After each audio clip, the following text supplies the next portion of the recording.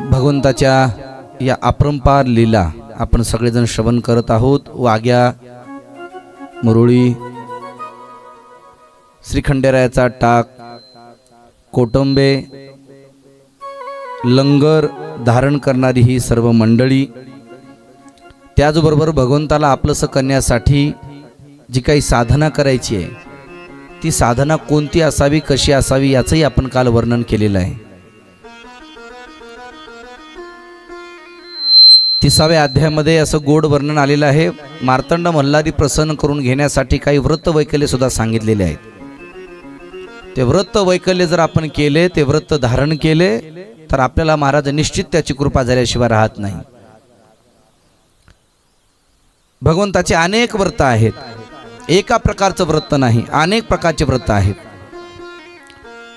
भगवंताला आपलंसं करण्यासाठी सोमवार सुद्धा अत्यंत महत्त्वाचा एक भाग सांगितलेला आहे। व्रत वैकल्यामध्ये येणारी ही साधन आहे, म्हणून माणसाने सोमवारचा उपवास केला पाहिजे। एकादशी हा सुद्धा उपवास आपण केला पाहिजे। थोडा आवाज इको कमी करतो।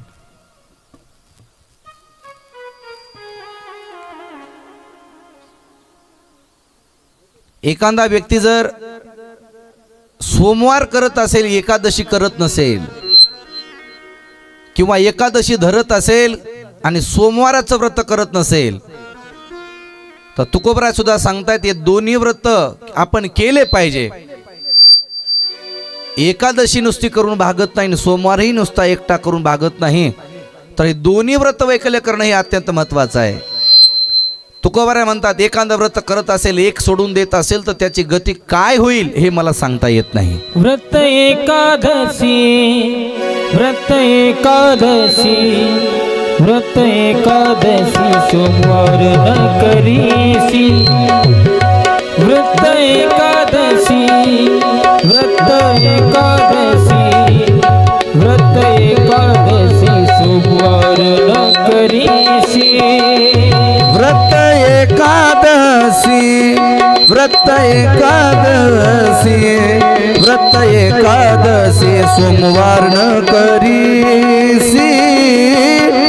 व्रत एकादशी, व्रत एकादशी, व्रत एकादशी सोमवार न करीसी। काय त्याची गती होईल नेनो, काय त्याची गती होईल नेनो। व्रत एकादशी, व्रत एकादशी, व्रत एकादशी सोमवार न करीसी। व्रत एकादशी, व्रत एकादशी, व्रत एकादशी सोमवार न करीसी। ओ व्रत एकादशी, व्रत एकादशी, व्रत एकादशी सोमवार न करीसी। व्रत एकादशी, व्रत एकादशी, व्रत एकादशी सोमवार न करीसी। व्रत एकादशी सोमवार न करीसी, कोण त्याची गती होईल नेनो। म्हणून हे दोन्ही व्रत सार आहेत।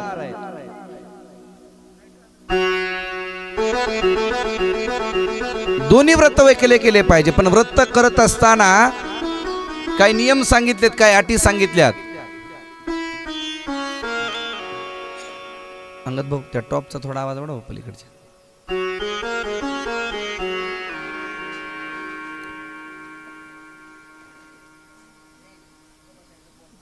व्रत करत असताना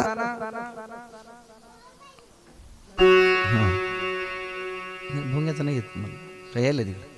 हॅलो नाही, हॅलो वाढला तिकडे जावाच,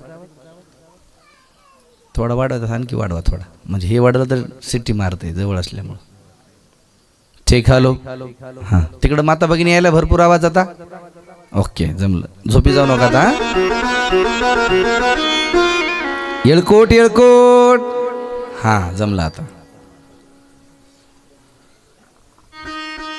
व्रत करत असताना काही गोष्टी अत्यंत महत्त्वाच्या आहेत.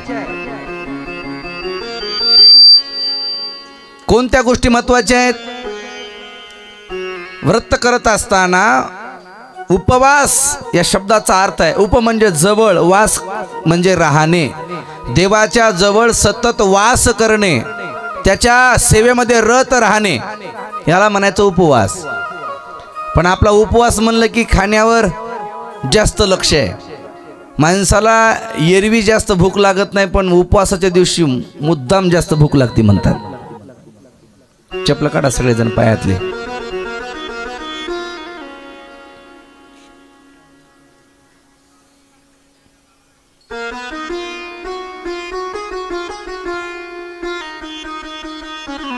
एकादशी असो की सोमवार असो, भगवंताला आपलंसं करण्याची ही साधन आहे. त्याच्यामध्ये सांगितले मार्तंड मल्हारीची व्रत काही आहेत. 30व्या अध्यायामध्ये आपण कोणी वाचला असेल त्यांना विचारा. 30वा अध्याय सांगतो महाराज, शनिवारचं व्रत श्री खंडेरायाला प्रसन्न करून घेण्यासाठी प्रसन्न वातावरण असावं. त्या शनिवारी एक प्रहर रात्र झाली की उठावं, स्नान करावे. संध्याकाळची वेळ आहे, ज्याला आंघोळ करावं वाटत नाही त्यानं हातपाय तोंड धुतलं पाहिजे. आपल्याजवळ भस्म धारण केलं पाहिजे. पिवळ्या अक्षदा तयार केल्या पाहिजे. त्याच्यामध्ये अष्टगंध किंवा केसर असं टाकून देवाची फुलं, देवाचे फळं, जे काही पूजेसाठी साहित्य घेतलेलं आहे ते व्यवस्थित महाराज तयार करून श्री खंडेरायाला खिरीचा नैवेद्य तयार करून, खीर करत असताना नैवेद्याची खीर फक्त आणि फक्त देवापुरतीच करावी. देवाला जेवढा नैवेद्य दाखवायचा तेवढीच तयार करावी. एक मोठं पातेलं त्याच्यामध्ये खीर टाकून असं नाही जमत. विशिष्ट प्रकारची खीर असावी, त्याच्यामध्ये सुंदर सगळ्या वस्तू टाकलेल्या असाव्या आणि ती सुंदर गोड खीर भगवंताला नैवेद्य अर्पण करावा. शनिवारी दिवसभर आपण उपवास करावा स्वतः, आणि रविवारी ती पूजा जी काही आपण पूजा मांडली त्याचं विसर्जन करावं. आणि एक जोडी पती पत्नी एक जोडी जेवण्यासाठी आपल्या घरामध्ये आणावी, त्यांना सुंदर असं भोजन द्यावं आणि नंतर व्रताची सांगता करावी. रविवार सुद्धा करत असताना भगवंताचा सगळ्यात आवडता वार हा रविवार आहे, ध्यान ठेवा. रविवार सगळ्यात आवडता वार आहे. का आवडता वार झाला? हा तो काय वार त्यांनी घेतलेला नाहीये, पण या दिवशी या रविवारी श्री मार्तंड मल्हारी भैरव प्रगट झालेले आहेत, म्हणून त्या वाराला, या रविवाराला अत्यंत महत्व आहे. बुधवारी श्रीकृष्ण भगवान जन्माला आले म्हणून बुधवाराला विशेष महत्व आहे. म्हणून रविवार हा श्री खंडेरायाचा वार म्हणून म्हटला जातो. प्रत्येक वारी जरी आपण पूजा केली तरी फलदायी ठरतेच, पण विशेष महाराज पूजा आपल्या रविवारी पूजा केली की मग त्याची फलश्रुती जास्त मिळत असते. पण रविवार करत असताना सुद्धा त्याचं व्रत सांगितलं. पहाटे उठावं, मस्त पूजा करावी, 9 दिवे भगवंताच्या समोर महाराज उजळले पाहिजे, लावले पाहिजे, ओवाळले पाहिजे. 10 ब्राह्मण जेवू घातले पाहिजे. नाही 10 ब्राह्मण जेवू घालता आले तर 1 ब्राह्मण जेवू घातला पाहिजे. नाही एकही ब्राह्मण भेटत नसेल तर एक सुवासीन म्हणजे एक पती पत्नी हे दाम्पत्य जेवू घातलं पाहिजे. आणि मग ते दिवस आपण उपवास करून त्याचं भजन कीर्तन करून नामचिंतन करून मग तो दुसऱ्या दिवशी सकाळी पारणं सोडलं पाहिजे, असा रविवारचा सांगितलेला आहे. आणि याच्यामध्ये आणखी सांगितलं अत्यंत महत्वाचा सांगतो रविवार. ऐका, पौष महिन्यामध्ये आपण रविवार धरतो ना, धरतो. जर कालांतराने मी असेल नसेल, येईल न येईल, पण तुमच्या लक्षात राहावं, ध्यान ठेवा बरं. या वर्षी चंपाषष्ठी बुधवारी आलेली आहे, बरोबर, बुधवारी आलेली आहे. अशी एखाद्या वेळेस जर चंपाषष्ठी रविवारी आली तर ते अत्यंत महत्वाचा महाराज पर्व काळ सांगितलेला आहे. रविवारी जर चंपाषष्ठी आली तर तिथून पुढे 21 दिवस जर रविवार आपण धरले अर्थात 21 रविवार धरले तर माणसाला साक्षात स्वप्नामध्ये येऊन माझे श्री खंडेराय दर्शन देतात. त्याच्यामध्ये हे व्रत सांगितलेलं आहे. दुसरं व्रत सांगितलं आहे हिंदोला व्रत, झोपाळा व्रत असं त्याला म्हणतात. हे व्रत 1 महिन्याचं व्रत आहे. चैत्र शुद्ध तृतीया ते वैशाख शुद्ध तृतीया या 1 महिन्याच्या व्रतामध्ये भगवंताची आराधना करून भगवंताची पूजन करावं लागतं. आणि ही फक्त आणि फक्त संध्याकाळीच पूजा केली जाते, मध्यरात्री पूजा केली जाते. रात्रीचं व्रत आहे हे, म्हणून याला झोपाळा व्रत असंही म्हटलं जातं. याही व्रतानं श्री खंडेरायाची महाराज आपल्याला कृपादृष्टी आपल्यावर राहते, भगवंताला आपलंसं करून घेता येतं. नंतर आणखी एक व्रत सांगितलं, त्या व्रताचं नाव आहे खेटा घालणे, अर्थात वारी करणे. ऐका, ग्रंथामध्ये सुद्धा वर्णन आलेलं आहे. ज्या माणसाला मुलगा पाहिजे, ज्या माणसाला मुलबाळ होत नाहीये, ज्या माणसाला 2-4 मुली झालेल्या आहेत, मुलगा होत नाही, ज्याला मुलगा पाहिजे त्यांनी हे व्रत करणं अत्यंत महत्वाचं आहे. श्री खंडेरायाचं आवडतं व्रत आहे. काय करायचं? ज्याला मुलगा पाहिजे त्याने 12 पौर्णिमा करे नदीचं पाणी घेऊन कडे पठार या ठिकाणी जाऊन भगवंताच्या स्वयंभूलिंगावरती ते पाणी अर्पण केलं पाहिजे. 12 पौर्णिमा म्हणजे 1 वर्ष, वर्षाला फलश्रुती मिळते. ध्यान ठेवा, 12 पौर्णिमा, दर महिन्याची पौर्णिमा. करे नदीचं पाणी जर घेऊन कडे पठार, तिथे भगवंताचं स्वयंभूलिंग आहे आणि तिथं त्या लिंगावरती अर्पण केलं, पाणी अर्पण करायची, पूजा करायची आणि नंतर खाली यायचं. खाली आल्यानंतर साक्ष गणपती आहेत, साक्ष गणपतीचं दर्शन घ्यायचं आणि सांगायचं याही मी पौर्णिमेला मी भगवंताची वारी केली, असं त्याला वंदन करून महाराज सांगायचं. आणि गणपतीला बोलून कानवल्याचा नैवेद्य करून श्री खंडेरायाला अर्पण करायचा. आपण जसं 12 पौर्णिमा 1 वर्ष जर पूर्ण केलं तर कसलाही मनुष्य असू द्या, त्याच्या जीवनात 12 वर्ष झाले पण महाराज विवाहाला पण मुलगा झाला नाही, 20 वर्ष झाले लग्नाला पण मुलबाळ झालं नाही, अशा व्यक्तीने जर 12 पौर्णिमा करेचं पाणी जर शिवलिंगाला अर्पण केलं, कानवल्याचा नैवेद्य अर्पण केला तर त्याला निश्चित मुलगा प्राप्त होतो. त्या भक्तावर माझा श्रीराय खंडेराय कृपा दृष्टी फिरवतो आणि त्याच्या घरी महाराज मुलगा जन्माला घालतो. नाही साक्षात भगवंत स्वरूपाने प्रकट होत असतात त्या घरी. पण 12 पौर्णिमा हे करावं लागतं. महाराज हे 12 पौर्णिमा करणं साधी गोष्ट आहे का? आम्हाला 1 पौर्णिमा होत नाही. काय माणसं म्हणतात आम्हाला पौर्णिमा केव्हा आहे तेच माहिती नाही, पौर्णिमा कधी येते हेही माहिती नाही. कायला पौर्णिमा कधी येत असते? पौर्णिमा कधी येते?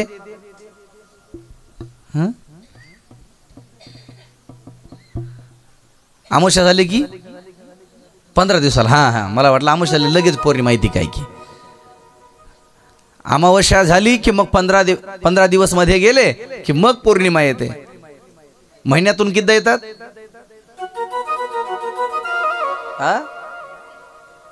एकदाच येते. आणि अमावस्या एकदाच येते काय? बरोबर आहे. मग अमावस्या आणि पौर्णिमा हे कसं ठरवायचं?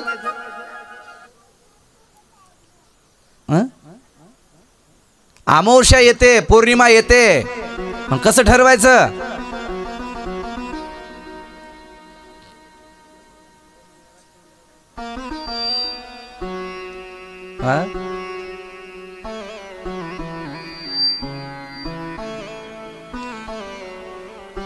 ज्या दिवशी आकाशातला चंद्र नाहीसा होतो, या पृथ्वीतलावर अंधकार आल्यासारखं वाटतं, त्या दिवसाला काय म्हणतात?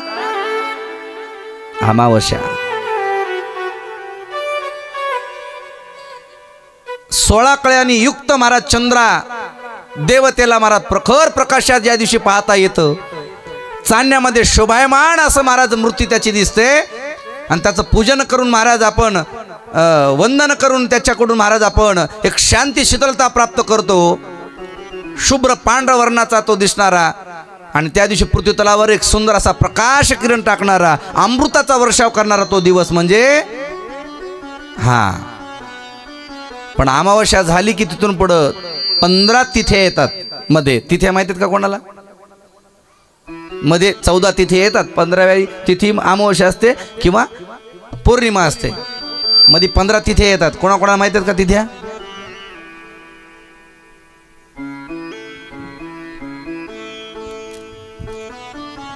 मध्ये येणाऱ्या तिथ्या माहिती नाहीत? एका साईडनं अमावस्या झाली की पहिली तिथी जाऊ द्या. सिरियलचा टायमिंग माहिती आहे का? तेवढं तरी माहिती ठेवा. सिरियलचा टायमिंग माहिती आहे आपल्याला, आहे की नाही? कोणती केव्हा लागते, कोणती केव्हा लागते, आहे ना? सकाळी लागते का संध्याकाळी लागते, रविवारी कोणती दिसत नाही, ते सगळं माहिती आहे. तिथ्या सुद्धा माहिती झाल्या पाहिजे. हिंदू धर्मातल्या आपल्या कॅलेंडरमध्ये हिंदू वर्ष गुढीपाडव्याला सुरुवात होत असतं, ध्यान ठेवा. पण आपलं त्याच्याकडे लक्ष नाही. आपल्याला नवीन वर्ष आता 31 डिसेंबर संपला, 1 जानेवारीला आपलं नवीन वर्ष. आपलं नवीन वर्ष नाही, हे इंग्रजाचं आहे. 31 डिसेंबरला झाडाचे पानं सगळे गळून जातात, उन्हाळा सुरुवात होतो. पण पाडव्याला ज्यावेळेस हिंदूचं महाराज वर्ष सुरुवात होतं त्यावेळेस झाडाला हिरवे हिरवे पालं येत असतात, आंब्याला मोहर येतो, लिंबाला सुद्धा मोहर येतो. नवीन सुरुवात आहे वर्षाची. आपल्याला 12 महिने माहिती आहे, जानेवारी, फेब्रुवारी, मार्च, एप्रिल, मे, जून, जुलै, ऑगस्ट, सप्टेंबर, ऑक्टोबर, नोव्हेंबर आणि हे 12 महिने माहिती आहेत. पण आपले हिंदू धर्मातले महिने कोणते कोणते आहेत माहिती आहेत का? कोणाला पाठ आहे? हात वर करा बरं. आजी तू सोडून. ताई तुला पाठ आहेत? सांग बरं.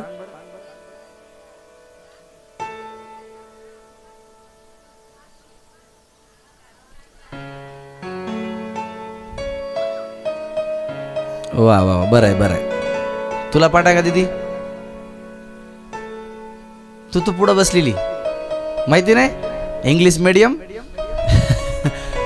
सगळी इंग्लिश मीडियमला असल्यामुळे मराठीचं काहीच माहित नाही कोणाला. चैत्र, वैशाख, ज्येष्ठ, आषाढ, भाद्रपद, अश्विन, कार्तिक, मार्गशीर्ष, पौष, माघ, फाल्गुन, हे 12 महिने आहेत आपले हिंदू वर्षातले.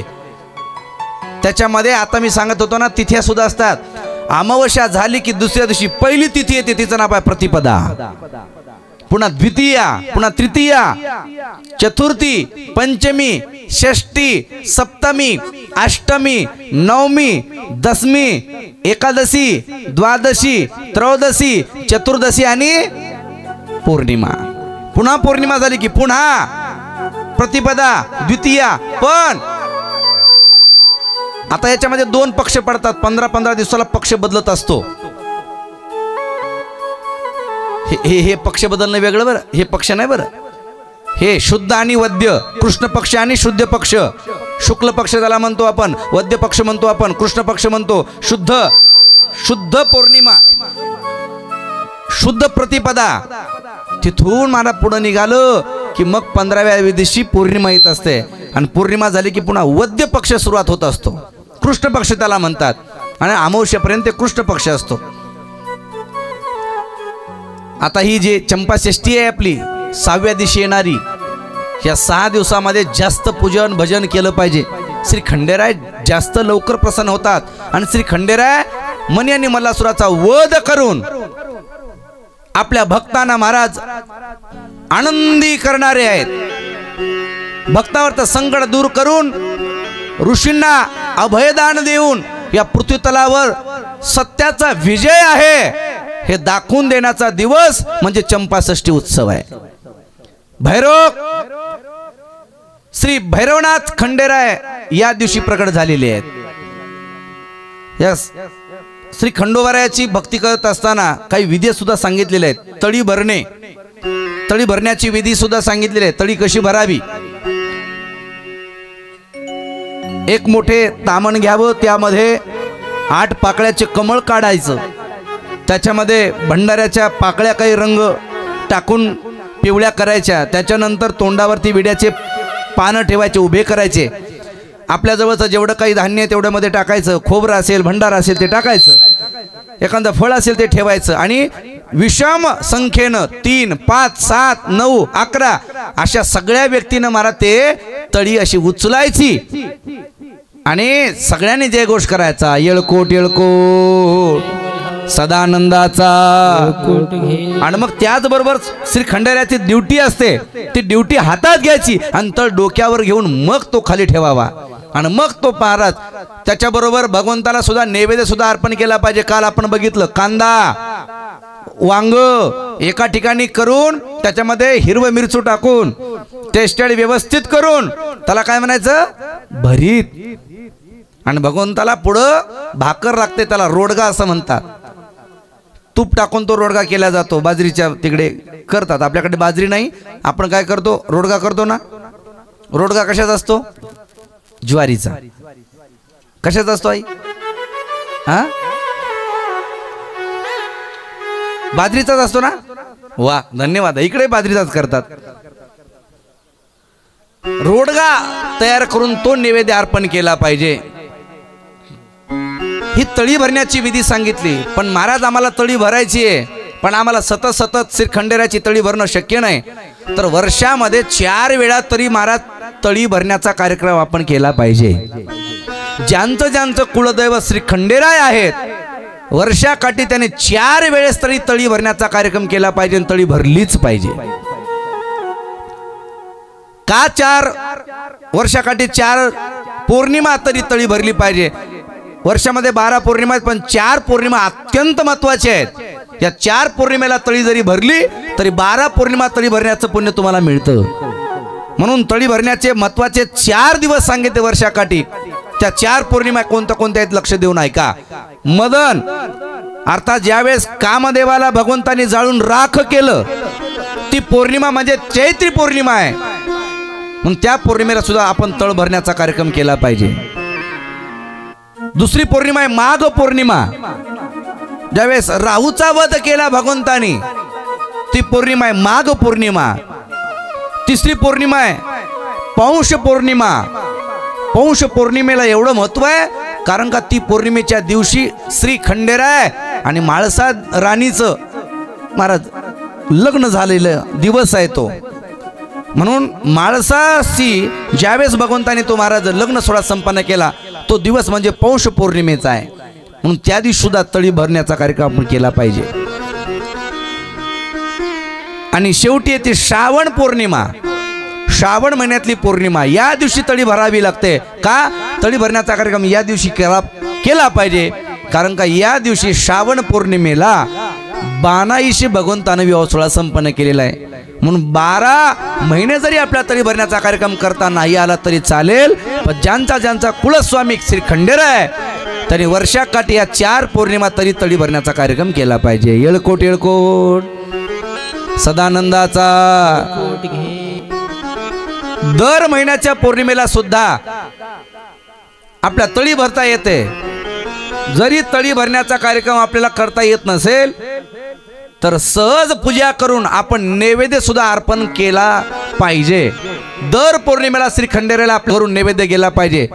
कुळाचार सांगतोय बरं, ध्यान ठेवा. कुळाचार ज्यांचा ज्यांचा श्री खंडेराय कुलस्वामी आहे, ज्याला वाटताना आयुष्यामध्ये संकट येऊ नये, आपल्या घरामध्ये रोगराई येऊ नये, आपल्या कुटुंबाचं आपल्या कुळाचं श्री खंडेरायानं रक्षण करावं, तर त्याच्यासाठी आपण महाराज थोडा वेळ खर्च करणं ही अत्यंत महत्वाची गोष्ट आहे.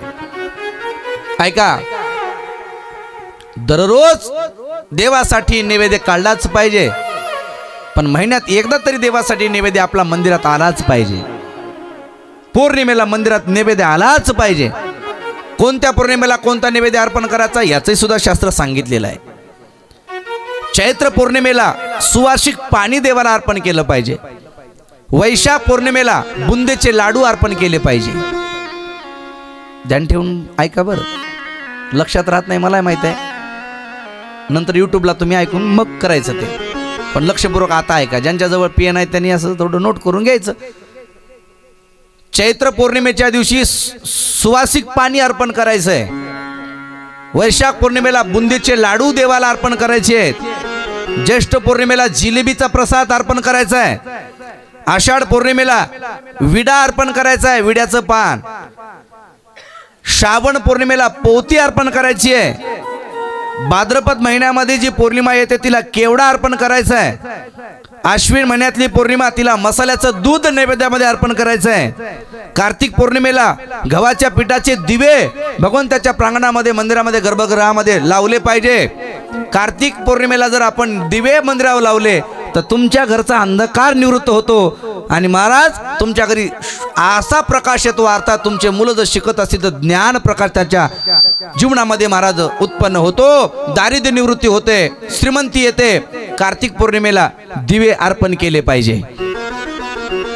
मार्गशीर्ष पौर्णिमेला उडदाचे वडे श्री खंडेरायाला जास्त आवडतात म्हणून मार्गशीर्ष पौर्णिमेला उडदाचे वडे अर्पण केले पाहिजे।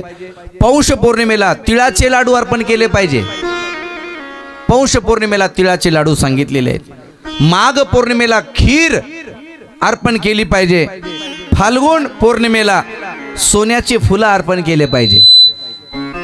सोन्याचे फुलं फाल्गुन पौर्णिमेला, महाराज आम्हाला सोनं घेणं होत नाही हो, सोन्याचे फुलं काही नाही। श्री खंडेराय आमचा एवढा भोळा आहे, ज्याला मोठं फुल करता येत नाही त्यानं असं उगं 1 ग्रॅमचं जरी फुल अर्पण केलं तरी जमते। 1 ग्रॅमचं फुल अर्पण करा। महाराज आम्हाला सोन्याचं होत नाही, चांदीचं अर्पण करा। महाराज आम्हाला चांदीचं होत नाही, पंचधातूचं अर्पण करा। पंचधातूचं अर्पण होत नाही, काश्याचं अर्पण करा। काश्याचंही आम्हाला मिळत नाही, पितळाचं करा। पितळाचंही होत नाही, लोखंडाचं करा। लोखंडाचंही होत नाही, स्टीलचं करा। स्टीलचं होत नाही, घरी बसा।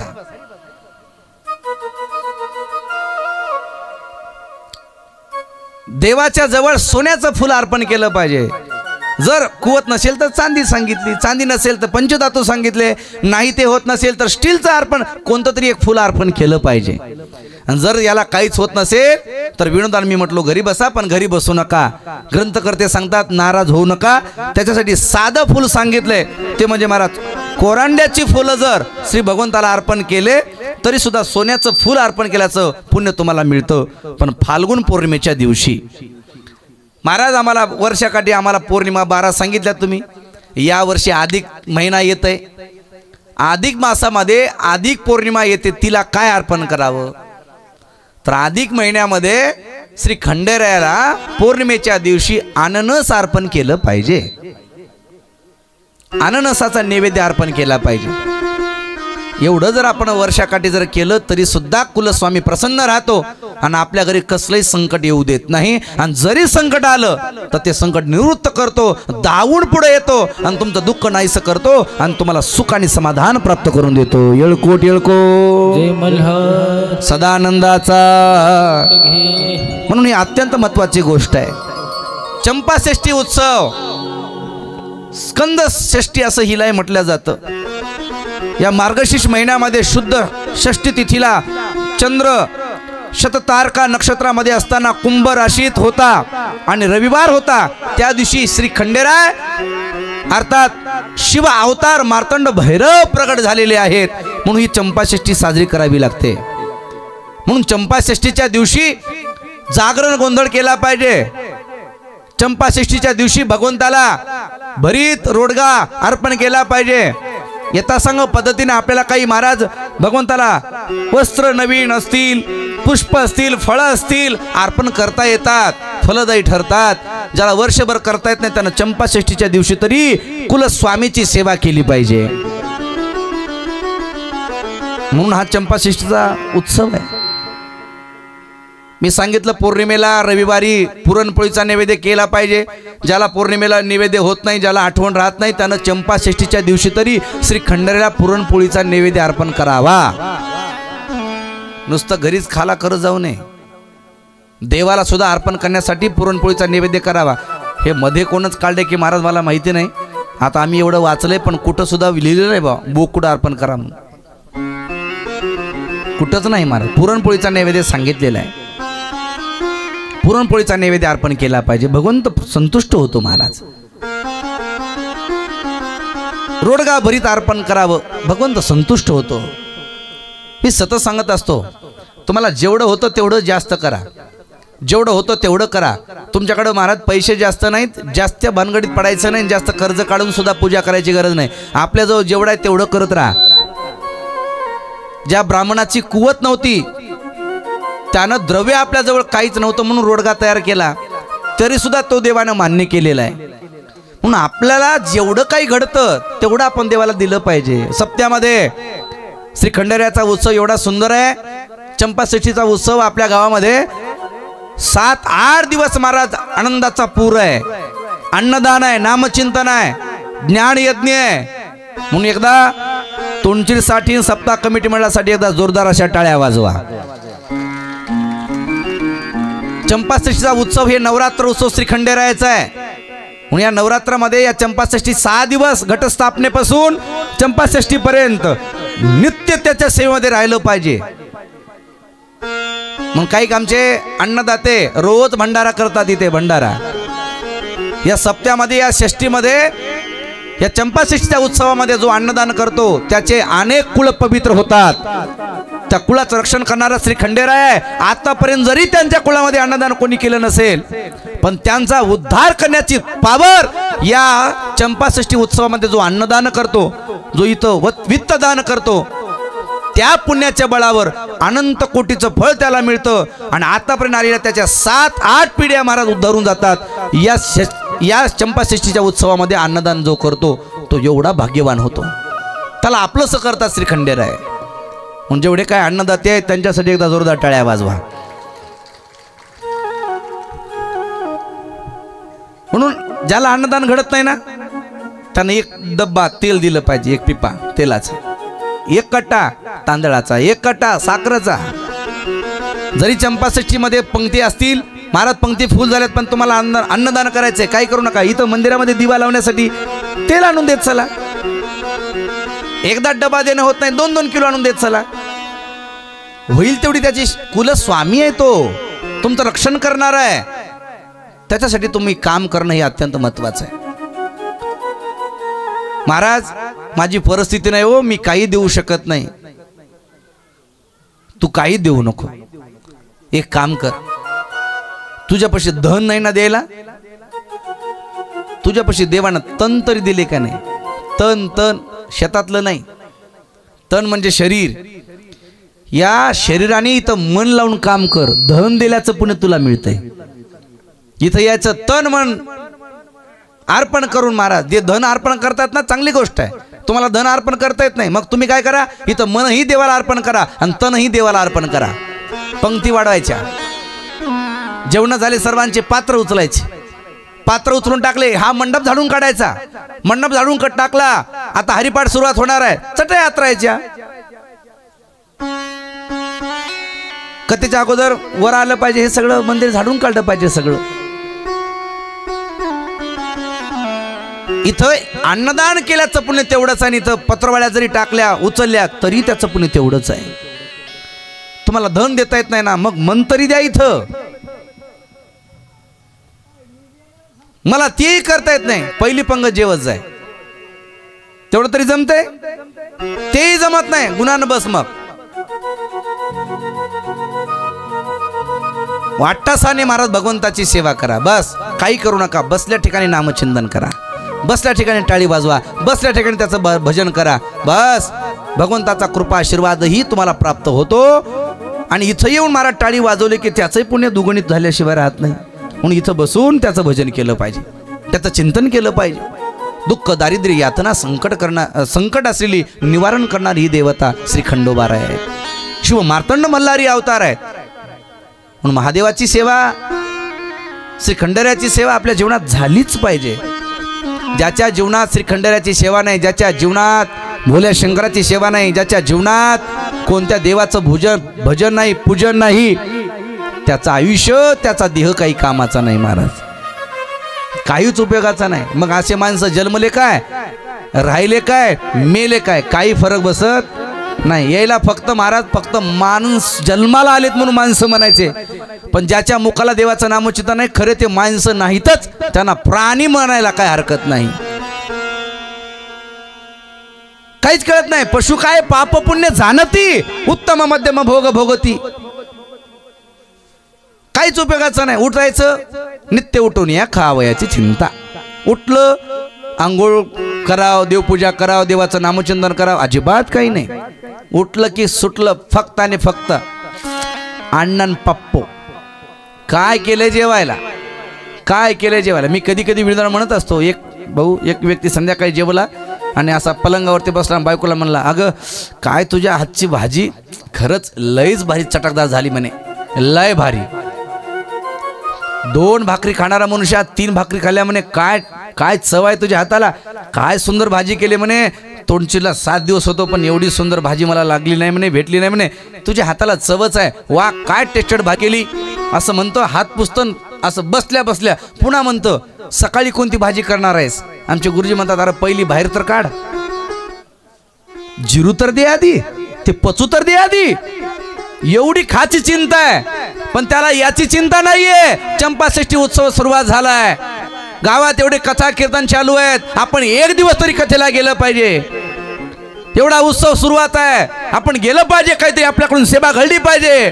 कुल स्वामी दैवत आपलं नाही, कळतच नाही. मग ज्याला नामचिंतन कळत नाही, ज्याच्या मुखाला देवाचं नामचिंतन येत नाही, कधी देवाची सेवा घडत नाही, कधी संतांचा आशीर्वाद घेत नाही, संतांचं चरित्र श्रवण करत नाही, असे माणसं जन्माला येऊन सुद्धा काही उपयोगाचे नाही. पशु जसे जन्माला येतात, बस खाएंगे पिएंगे लेंगे ऐश करेंगे और क्या, काही उपयोगाचं नाही मला. म्हणून जोपर्यंत देह, या देहात आत्माराम आहे, जोपर्यंत आपलं आयुष्य आहे तोपर्यंत भजन करून महाराज या जन्माचं सार्थक आपण करून घेतलं पाहिजे. उसनं आणलेलं शरीर आहे, दुसऱ्याच आणलेलं आहे, एक दिवस जाणार आहे, म्हणून याला कामाला लावलं पाहिजे. तुमच्या घरी बैल नाही, तुमच्या घरी बैल नाहीत, तुम्हाला पेरणीचे दिवस आहेत, माणसाला बैल मिळत नाही, तुम्ही शेजारचे बैल आणले. मारुती महाराज बैल आल्यानंतर आपल्या घरी बैल आणले, मग त्याला कामाला लावलं पाहिजे का त्याची सोय करीत बसलं पाहिजे. हा झोपी झाली काय, हा काम उरकलं पाहिजे. त्याला न पाणी पाजवतात काय, न चारा टाकतात. चारा टाकला पाहिजे वेळेवर, पाणी पाजलं पाहिजे वेळेवर, पण दिवसभरात पेरणीचं काम आधी करून घेतलं पाहिजे. म्हणला नाही, म्हणला लईच ऊन आहे, म्हटला आता मस्त आधी त्याला आंघोळ घालतो म्हणे, पवनी घालतो. बैलाला पवनी घातली, मग शॅम्पू लावून धुवायला लागला महाराज, मग त्याला नटवायला लागला, आणि बघ जमत नाही. आणलेत ना उसने बैल, वेळ आहे तोपर्यंत आपण काम आपण साधून घेतलं पाहिजे. तसा देह पंचमहाभूताचा हे उष्ण आणलेला आहे, हे उष्ण आणलेलं शरीर आहे, एक दिवस त्याला परत द्यायचंय, म्हणून वेळ आहे तोपर्यंत भजन करा. काही माणसाला आयुष्य निघून जातं पण त्याला भजन करायची किंमत कळत नाही. महाराज तुकडोजी महाराज सांगतात, अरे आयुष्य निघून चाले, कधी सावध होशील, कधी भजन करशील सांग लवकर रे, कधी भजन करणार आहे सांग ना मला. रे मानवा भजन कधी करणार, मानवा भजन कधी करणार, भजन कधी करणार, हे मानवा भजन कधी करणार, रे मानवा भजन कधी करणार, रे मानवा भजन कधी करणार, भजन कधी करणार, मानवा भजन कधी करणार. बालपण गेले तरुणपण आले, बालपण गेले तरुणपण आले, म्हातारेपण येणार, मानवा भजन कधी करणार, मानवा भजन कधी करणार, भजन कधी करणार, मानवा भजन कधी करणार.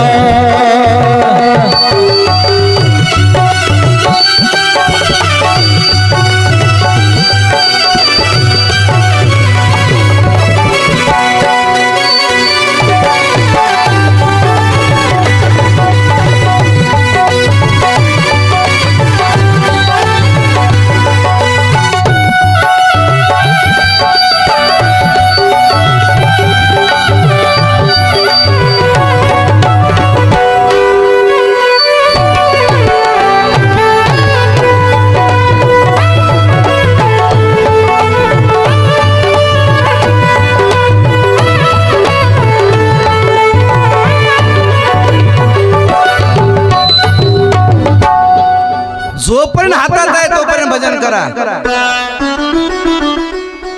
भजन कर मस्त जवानी में बुढ़ापा किसने देखा है, भजन कर मस्त जवानी में बुढ़ापा किसने देखा है।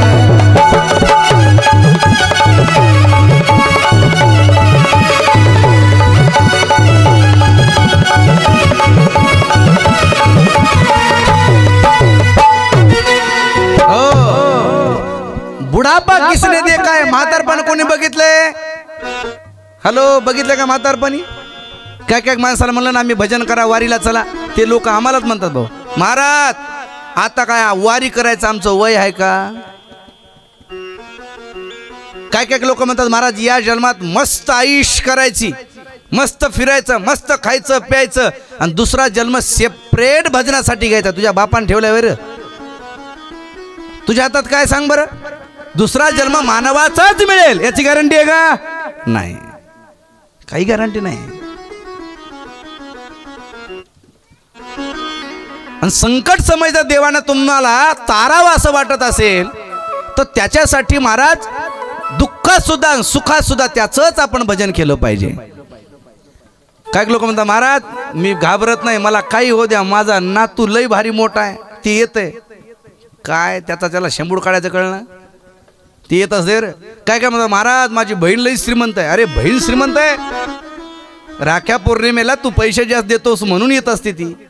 संकटाच्या समय बहीण कामाला येत नाही, जाऊ द्या बाकीचे नाते तर कामाला येतच नाहीत, पण तुमच्या संकट आल्यानंतर स्वतःची पत्नी सुद्धा तुमच्या कामाला येत नाही. घासातला घास खाणारी बायको, ताट वाढलं ना, मालक जर म्हणला ना मला 2 भाकरी सरत नाहीत ग, अर्धी काढून घे, भाजी काढून घे, बायको जवळ येते, बायको म्हणते राहू द्या राहू द्या राहू द्या, उरलेलं मी खाते राहू द्या. घासातला घास खाणारी बायको सुद्धा कोरोनाच्या काळात म्हणत होती मालक पॉझिटिव्ह आला म्हण वा कड्यावर. कुत्र्याला भाकर टाकल्यासारखं 10 फुटाच्या अंतरावरून असं लोक डबा फेकायचे, बरोबर आहे का नाही? बघितलं का नाही? हा, ज्या डब्याला महाराज त्यानं हात लावलाय ते डब्बा 12 तास उन्हाला ठेवा, हात लावू नका, आहे का नाही? त्या काळात कळालं या जगतामध्ये आपलं कोणी नाही महाराज, कोणी या जगतामध्ये आपलं नाही महाराज.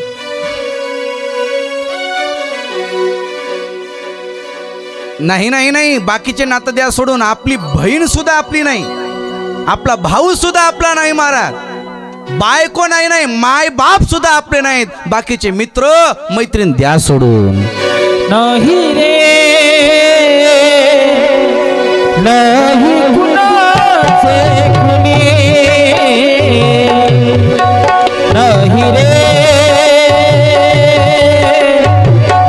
नाही कुणाचे कुणी,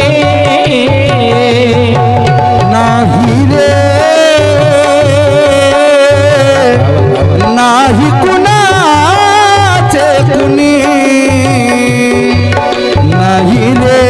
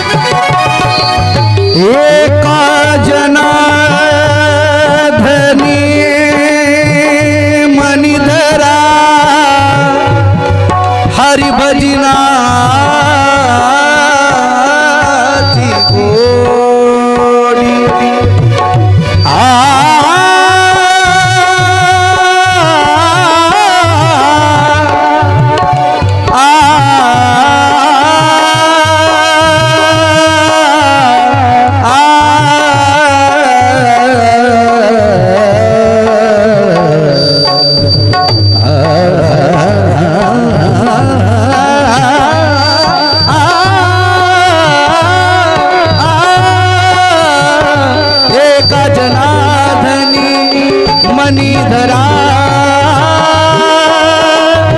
मणिधरा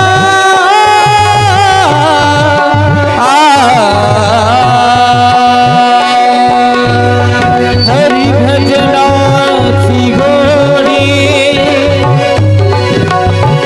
हरि भजनाची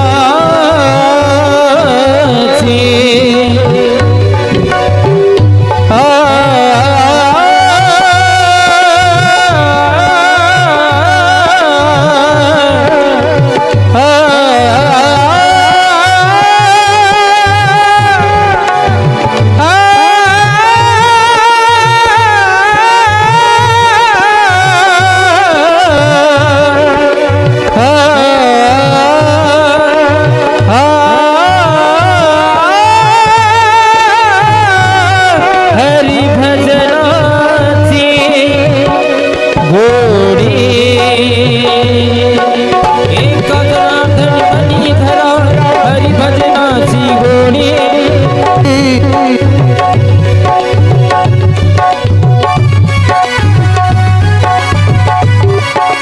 हरी भजनाची गोडी करीच जन्मा येऊन करा सार्थक मानव कोणी नाही रे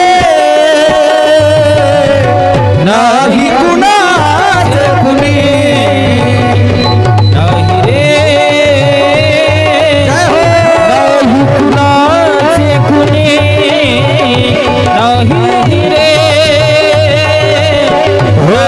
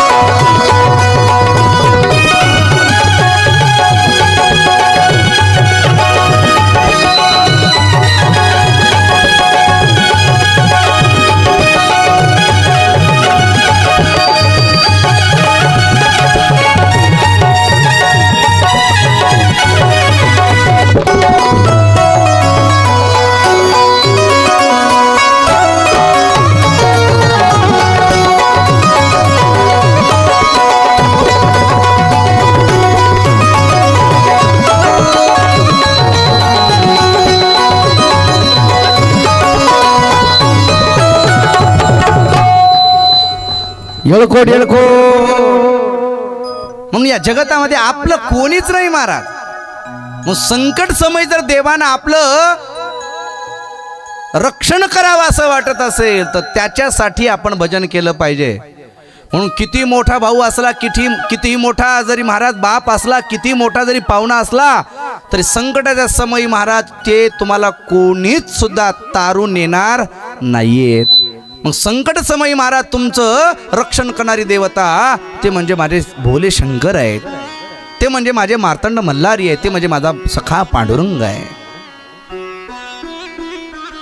एक सध्या आता ट्रेडिंगला असलेलं भजन सगळ्याला माहित आहे. दास असलेला महाराज भगवंताच्या समोर जातो आणि देवाला विनंती करतो, देवा या जगतामध्ये खूप रिश्ते मी कमवले, खूप मनवले, खूप महाराज यांच्यासाठी कष्ट घेतले देवा, पण माझा संकट दूर करणारा एकही मला पाहुणा मिळाला नाही. देवा तुझ्याशिवाय आता दुसरं कोणी मला तारक ठरणार नाही. कितने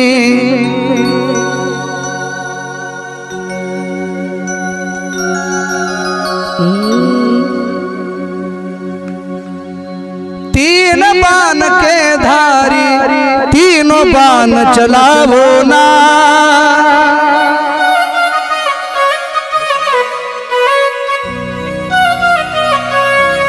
तीन बाण के धारी तीनों बाण चलावो ना, मुश्किल में दास तेरा अब जल्दी आवो ना. तीन बाण के धारी तीनों बाण चलावो ना, मुश्किल में दास तेरा अब जल्दी जल्दी आओ ना। ताली वाजवा ताली।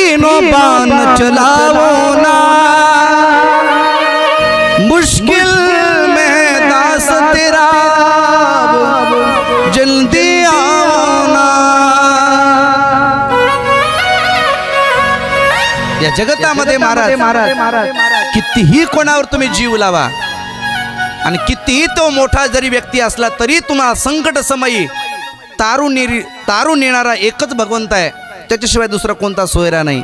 म्हणून सोयरा करायचा असेल तो देवच सोयरा करा, बाकीच्याला काही मनवत बसू नका महाराज. हे अशीच आहे ती, फक्त म्हणायचं असतं महाराज, जीऊंगा तेरे लिए मरूंगा तेरे लिए.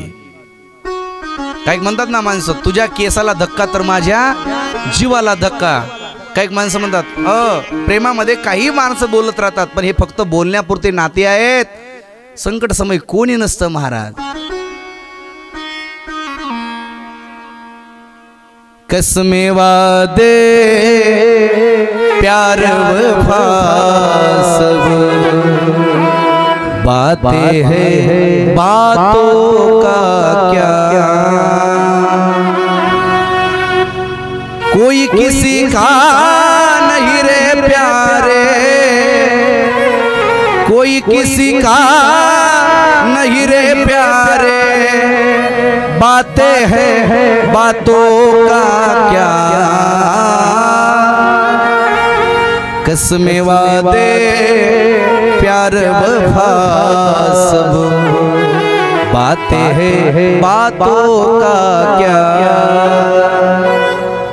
देते हैं भगवान को धोखा, देते हैं भगवान को धोखा, इंसान को क्या छोड़ेंगे, कसमें वादे प्यार वफा सब बातें हैं बातों का क्या. काही नाही महाराज, म्हणून तो आपल्या संकटाला धावून आला पाहिजे. याच्यासाठी सगळं चंपाषष्ठी उत्सव करायचा आहे, याच्यासाठी त्याचं पूजन करायचंय, याच्यासाठी त्याचं भजन करायचंय. काही उपयोगाचं नाही महाराज. देवानं हे नरदेह दिला याच्यासाठी, आणि या भजनासाठी जर नरदेह आपण वापरला नाही तर व्यर्थ जाणार आहे. काही उपयोगाचं नाही. मिळून सुद्धा काही उपयोगाचं नाही. वस्तू मिळावी, ती कळावी, तर त्या वस्तूचा महाराज काही ती व्हॅल्यू आहे. नाही तर वस्तू मिळाली आणि वापरायची अक्कल नसेल तर काही उपयोगाचं नाही, काही उपयोगाचं नाही. करण्याकरता दृष्टांत सांगतो. एकदा पाटील असं संध्याकाळी महाराज निघाले. त्या काळामध्ये जास्त मोठ्या गाड्या नसायच्या, टू व्हीलरवरती निघाले महाराज. सोबत कोणी नाही, काही नाही. मध्यरात्री चोरांनी महाराज त्यांना अडवलं, लुटून घेतलं महाराज. सगळा पैसा, अंगठ्या होत्या, काही गळ्यामध्ये सोन्याच्या चैनी होत्या, ते काय होतं ते सगळं घेतलं महाराज. लुटलं घेतलं सगळं. आलं महाराज. अंगावरचे कपडे सुद्धा काही काढून घेतले. तसाच महाराज मार खाला पाटलाने. गावात आले. लोक म्हणले, पाटील अशा अवस्थेत कस काय? म्हणे काय सांगू, मला लोकांनी महाराज, चोरांनी मला लुटून घेतलं म्हणे. माझ्याजवळ काही ठेवलं नाही, काही ठेवलं नाही. कसा बसा जीव धरून इथं आलो म्हणे. शानी शानी माणसं बोटले, पाटील एवढं चोराला भ्यायची काय गरज आहे हो? तुमच्याजवळ पिस्तूल होती की बंदूक? ती बंदूक काढायची गोळ्या मारायच्या, एवढं भ्यायची काय गरज आहे मला? एवढं एवढं समजलं का म्हणे मला? ती लपून ठेवली म्हणून ती राहिली म्हणे, नाही तर ती बी घेऊन काय उपयोगाचं? बंदूक काय काढायची, गोळ्या घालायच्या, बस ठार करायचे, निघून यायचं. काही उपयोगाचं नाही. मिळावं आणि ते कळावं. काही लोकांना मिळतं पण कळत नाही, काही लोकांना कळतं पण मिळत नाही, काही काला कळतं पण मिळतं, पण काही लोकांना मिळतही नाही कळतही नाही. संत महात्म्याला देह मिळालाही आणि कळालाही. देवाना दिखाना याचं कळतं पण त्यांना मिळत नाही. आपल्याला मिळालाही आणि कळतही नाही. काही काला मिळतही नाही कळतही नाही. पशु पक्षाला काही देहाचं महात्म्य कळत नाही, त्याला मिळतही नाही. हे देह मिळाला, याला कुठं वापरायचं हे कळालं पाहिजे. मिळून काही उपयोगाचं नाही. एक जण दुकानामध्ये गेला. दुकानदारला म्हणतो, दुकानदार मला छत्री द्या, छत्री. दुकानदारानं सांगितलं, काही घ्या छत्री म्हणे. अहो याच्यापेक्षा भारी द्या म्हणे छत्री.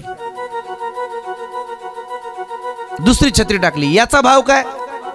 ते म्हटलं ही छत्री 200 रुपयाची आणि ही छत्री हे म्हणे 400 रुपयाची. कधी ध्यान ठेवा बरं, पहिल्या 2-3 वस्तू टाकल्या असतात ना काकू, त्या नवीन टाकल्या असतात, ध्यान ठेवा. आणि त्याला जर आपण म्हटलो ना डायरेक्ट जास्त जर चांगल्या भारी दाखवा, ते गेली वर्षी जर राहिले काढीत असतं, ध्यान ठेवा. माता भगिनी तुम्ही सुद्धा साडीच्या दुकानात गेलात ना साडीची खरेदी करायला, पहिल्यांदा 2, 4, 5, 6 टाकले असतात ना ते नमुने, तेवढेच नवीन असतात, ध्यान ठेवा. आणि तुम्ही तर म्हणा याच्यात नवीन दाखवा, याच्यात ते काहीच नाही म्हणते. त्या मुनी मला म्हणते अरे त्या कपाटात त्या नंबरची आण बरं साडी. ती कोणीच घेतली नसती, ती आणून टाकते. फक्त त्याची पॅकिंग भारी केलेली असते. किंमत जास्त टाकली की माता भगिनीला वाटते नाही लय भारीची साडी आहे. काहीच नाही, ते 2-4 पहिलेच चांगले असतात. म्हणे छत्री 300 रुपयाला. अरे लय महाग झाली म्हणे. त्याची बायको म्हणली एवढी महाग असते का छत्री? आणि कोणती वस्तू घ्यायला फक्त माता भगिनी सोबत असावं, भाव लई नंबर करतात, 1 नंबर. 100 रुपये किंमत सांगितली तर 20 रुपयापासून मागायला सुरुवात करतात. एखादी बाई दुकानाला गेली बघा तुम्ही, बघा लई महाराज असा काटेकोर पद्धतीने संसार करतात. भाऊ एक बाई दुकानदाराला म्हणले दुकानदार छत्री किती रुपयाला? दुकानदार म्हणला 100 रुपयाला. ही म्हणली एवढी महाग असते का? 50ला दे. ते म्हणला जाऊ दे, 50ला नको आणि माझं 100ला नको, 80ला घे आणि जाय छत्री. ती म्हणली 80ला 40ला दे. मग आता ते म्हणला भाऊनीचे गिरायक आहे, वापस करू नये, जाऊ दे 80 नको काही नको, 60ला घे. मग म्हणली 30ला दे. दुकानदार म्हणला बाई खूपच हुशार दिसायला लागली, जाऊ दे म्हणे 30 तरी कशाला देती, फुकटच घेऊन जाय. बाई म्हणली 2 दे, मला एक माल काय लाग. लय अवघड असतं. ते दुकानदाराला म्हटलं छत्री दाखवा. त्यानं छत्री दाखवली 300 रुपयाची. म्हणे हो छत्री तशी आहे, नवीन आलंय मॉडेल आता, मोठं आहे, मग चांगली क्वालिटीची, 1 नंबर क्वालिटी. बघा म्हणे 300 रुपये देतो, पण छत्री 10 वर्ष सुद्धा काही होऊ नये म्हणे छत्रीला. दुकानदार मला ओ काय पाटील 10 वर्ष म्हणतायत, 20 वर्ष छत्रीला काहीच होणार नाही. एकच काळजी घ्या. कोणती घ्या? एकच काळजी घ्या, उन्हात तळू द्यायची नाही, पावसात भिजू द्यायची नाही. घराकडे आणलं छत्री. सायंकाळची वेळ ती सोयाबीन झापायला निघालं. मालकीन म्हणली जाओ सोयाबीन झाकून या. निघताना त्याला आठवण आली छत्री घ्यायची. बायकोला आवाज दिला छत्री दे ग. बायकोने छत्री हातात दिली. म्हणला आणखी पोतान खाताचं पोत, त्या पोत्यात छत्री टाकली, गोल गोल केली, काकत धरली, निघाल. खंडोबा मंदिरावर काही माणसं बसले होते. म्हणले पाटील कुठे निघालात? शेताकडे. पाऊस यायचा वाण दिसालाय. हो लवकर जाऊन येतो. अहो पाऊस यायलाय, थोडे थंब यायलेत, छत्री आता काढणार. तितक्या त्याला आठवण झाली. दुकानदाराने सांगितलंय पावसात छत्री भिजू द्यायची नाही. मला नाही मला भिजलं तरी चालतंय, पण छत्री काढायची नाही, मला खराब होती. आणि जे पारावर बसलेत ना त्यांना पाऊस येत होता, त्यांना घराकडे जायचं होतं, पण घराकडे जाण्यासाठी अंग भिजतंय म्हणून त्यांना छत्रीची गरज होती, पण त्यांच्याकडे छत्री नव्हती. याच्याकडे छत्री आहे पण वापरायची अक्कल नाहीये. तसं देवादिकांना या मनुष्याचं महत्व कळतंय, पण त्यांना देह मिळत नाही. आपल्याला मिळालंय पण कळत नाही. असंच आहे ना. म्हणा हलवा हो म्हणा. ज्यांना ज्यांना कळाले ते सावध झालेत. ज्यांना ज्यांना कळाले भजन केल्याशिवाय पर्याय नाही म्हणून ते सावध झालेत, म्हणून माळकरी झालेत, म्हणून खंडोबाची सेवा करतायत, म्हणून कथा कीर्तन करतायत. आणि जे आतापर्यंत सावध झाले नाहीत त्यांना आता सावध होण्याची गरज आहे. अम भाग्या सोम भाग्या प्रेम नगरावारी. आम भाग्या सोम भाग्या प्रेम नगरावारी. सावध होनी भजनी लागा देव करा कैवारी. वारी मल्हारीची वारी माझ्या मल्हारीची वारी. वारी मल्हारीची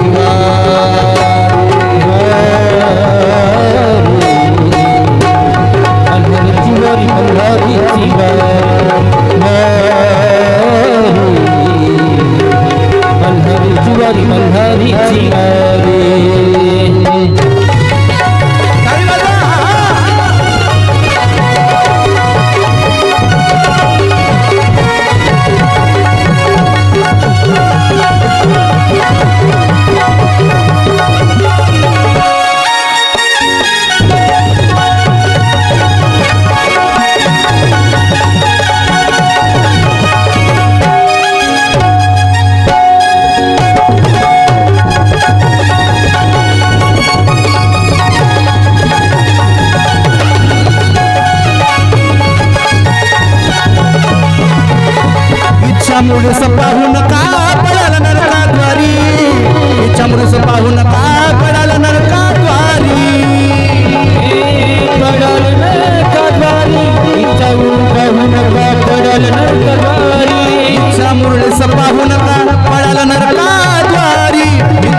पाहू नका पळाला नरकाद्वारी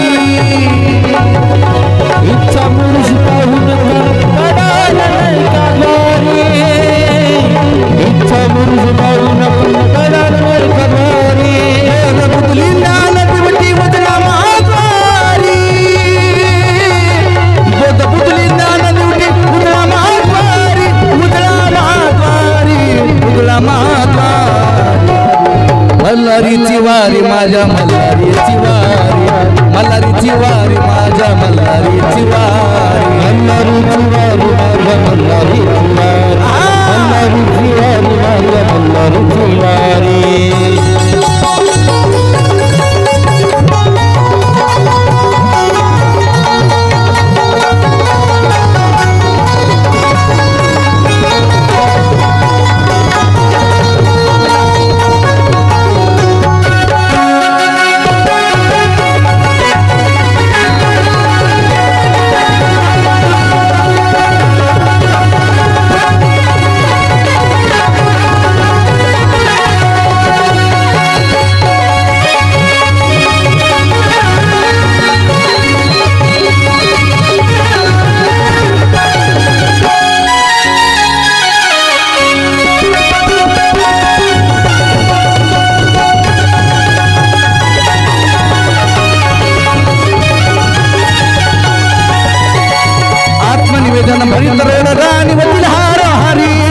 आत्मनिवेदन भरित रोडगा निवतील हार हारी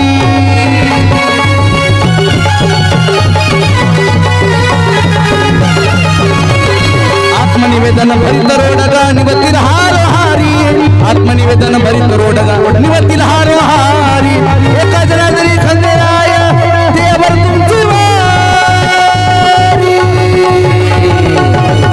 मल्हारीची वारी माझ्या मल्हारीची वारी मल्हारीची वारी माझ्या मल्हारीची वारी मल्हारीची वारी माझ्या मल्हारीची वारी मल्हारीची वारी माझ्या मल्हारीची वारी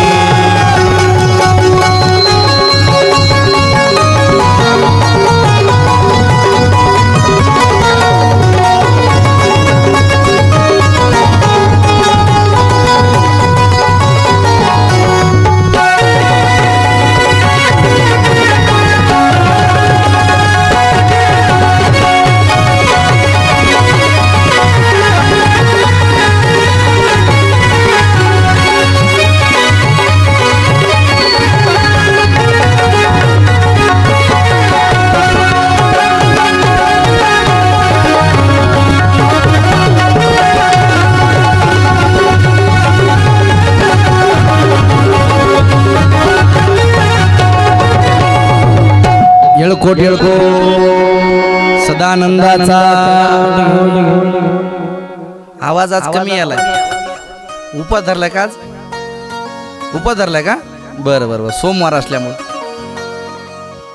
माझा उपवासच आहे पण माझा आवाज मोठा निघालाय ना जरी पोटाला पीळ पडली तरी आवाज निघालाच पाहिजे है का नाही मोठ्याने येळकोट येळको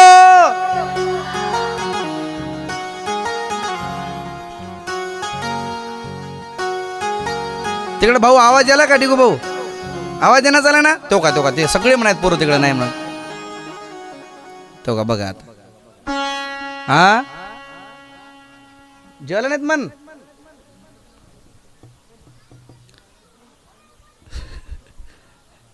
पाठीमाग सगळ्यांना शपथ आहे शेजारीची शपथ आहे बघा मोठ्याने हा येळकोट येळकोट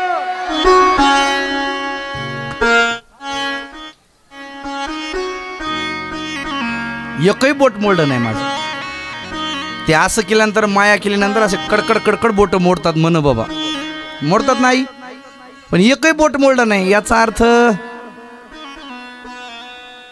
हा याचा अर्थ काय तुमचं भजन आवडलं नाही मला आवडणार चालेल खंडेरायला कधी आवडेल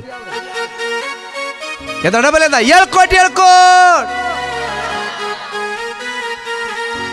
आपलं कॉलर टाईट व्हायला आपले पुरुष मात्र आवाज टाईट यायला का जवळ असल्यामुळे जास्त ऐकू आले की तसं काही नाही बरं एक आहे का ना हा काळी एक धरा बरं यांचं भजन करू दादी यांचं. राजा राम राम राम सीता राम राम राम. पुरुष मंडळी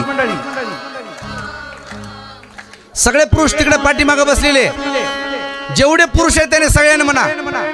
माता भगिनी अजिबात म्हणायचं नाही कोणीच. पुरुष मंडळी म्हातारे कोतारे पोरत सगळे तरुण सगळे म्हणायचं राजा राम राम राम सीता राम राम राम.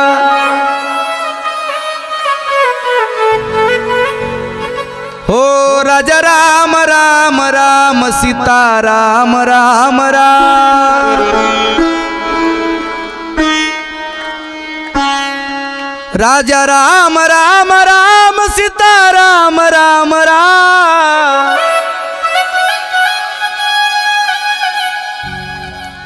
राजा राम राम राम सीता राम राम राम.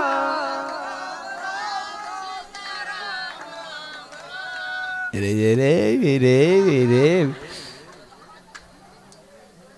एक पंचमला म्हणाले, एक मध्यमला म्हणाले, एक षडजात म्हणाले.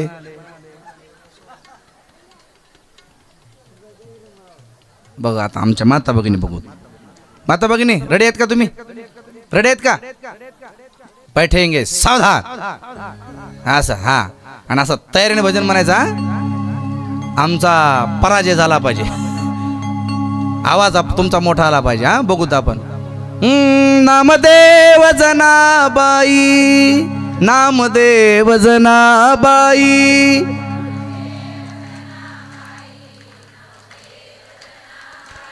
नामदेव जनाबाई नामदेव जनाबाई. नामदेव जनाबाई सोपान काका मुक्ताबाई.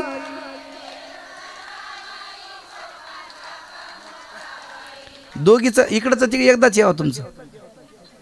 दोघीचं तुम्ही इकडे म्हणू का तिकडं एकदाच दोघी एकदा. हा नामदेव जनाबाई नामदेव जनाबाई. नामदेव जनाबाई सोपान काका मुक्ताबाई. नामदेव जनाबाई सोपान काका मुक्ताबाई. हरिनाम देव जनाबाई सोपान काका मुक्ताबाई.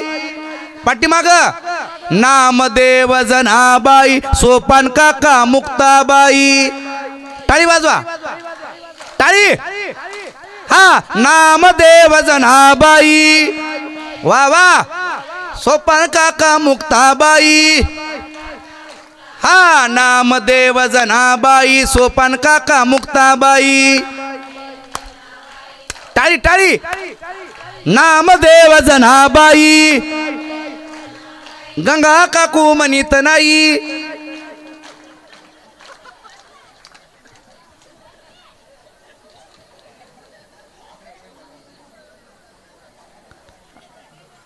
त्या मावशीचं मला नाव माहित नाही, मी मला गंगा काकू म्हणत नाही. तुम्ही तसंच काय?